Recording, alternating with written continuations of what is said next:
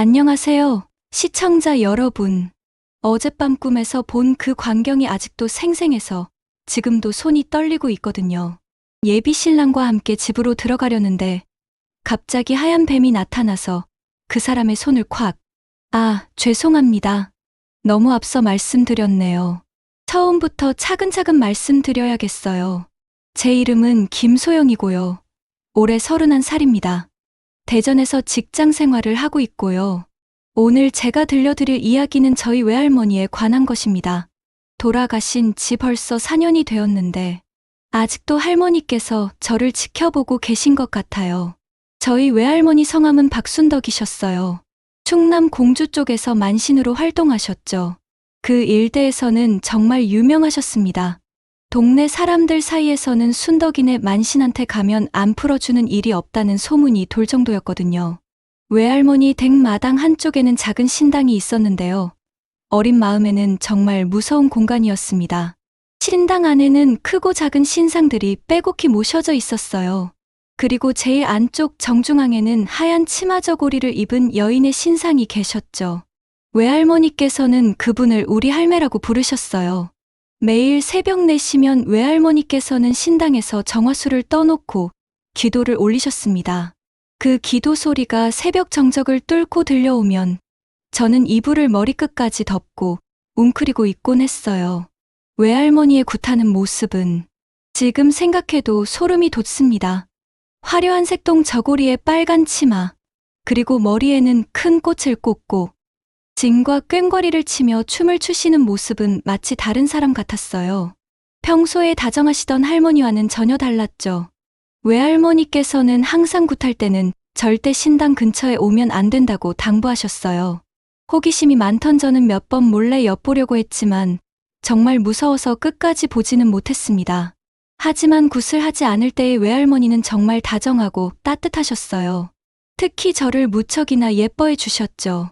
외할머니 댁에 가면 항상 제가 좋아하는 음식을 준비해 놓고 기다리고 계셨어요.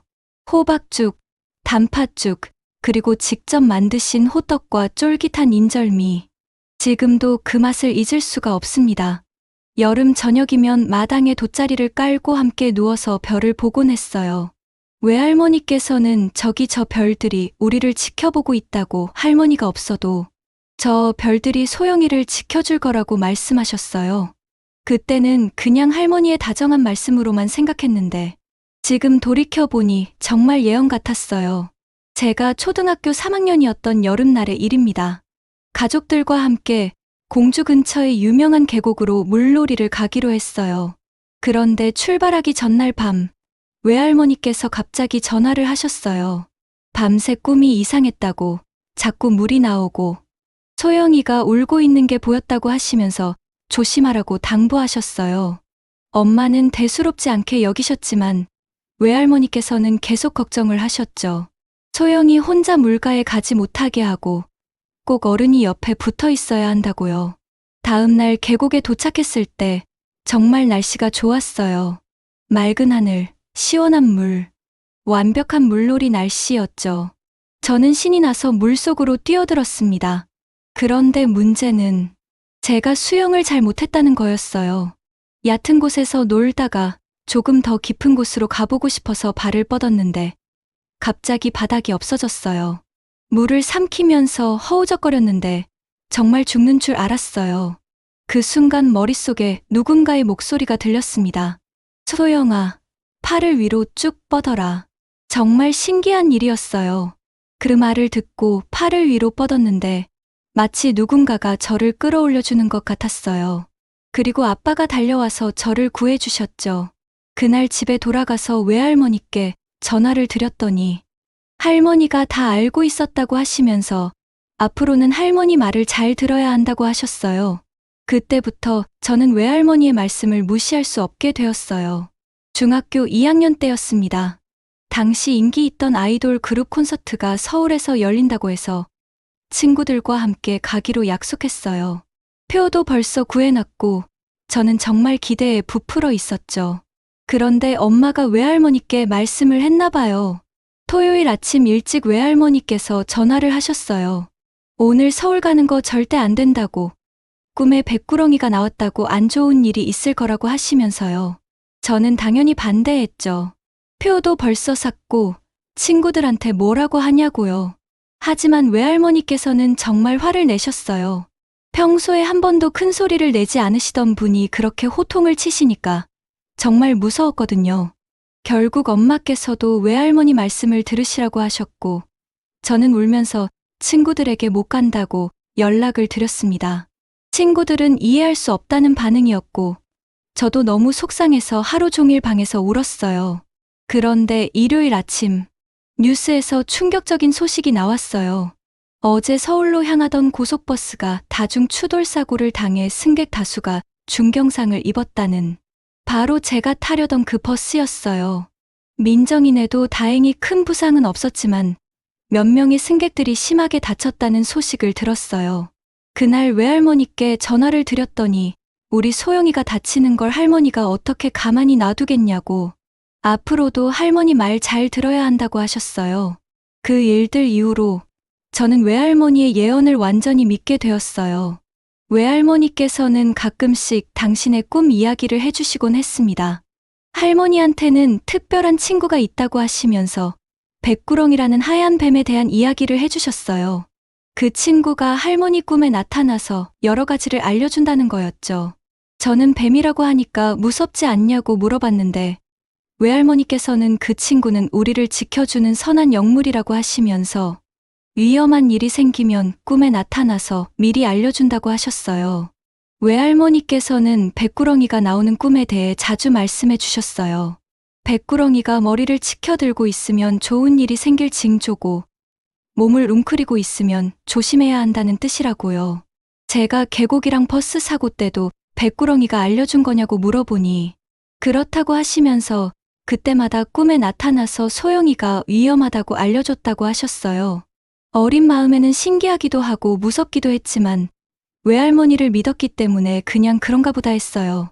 할머니가 없어도 백구렁이가 계속 소영이를 지켜줄 거라고, 꿈에 나타나면 잘 기억해둬야 한다고 하셨죠.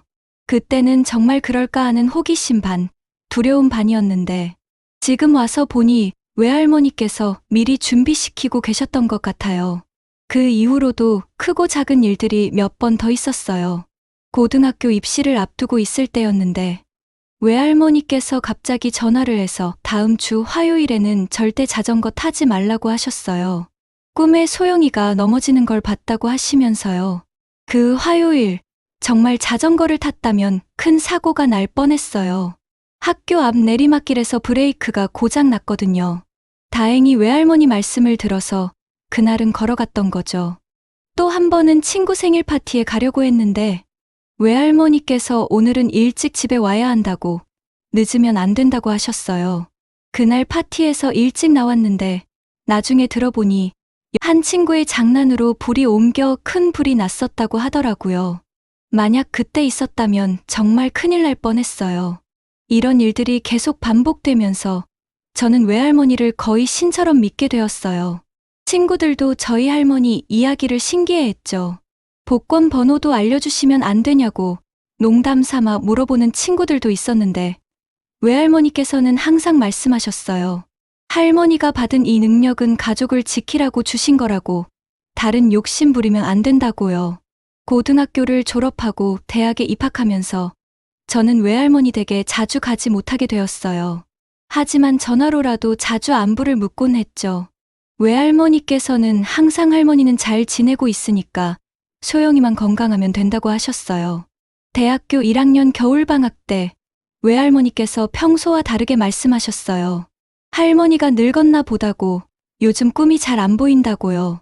괜찮으시냐고 물어보니 그냥 나이가 드니까 그런가 보다고 하시면서, 그런데 백구렁이 친구가 요즘 자주 꿈에 나온다고, 뭔가 중요한 일이 있을 것 같다고 하셨어요.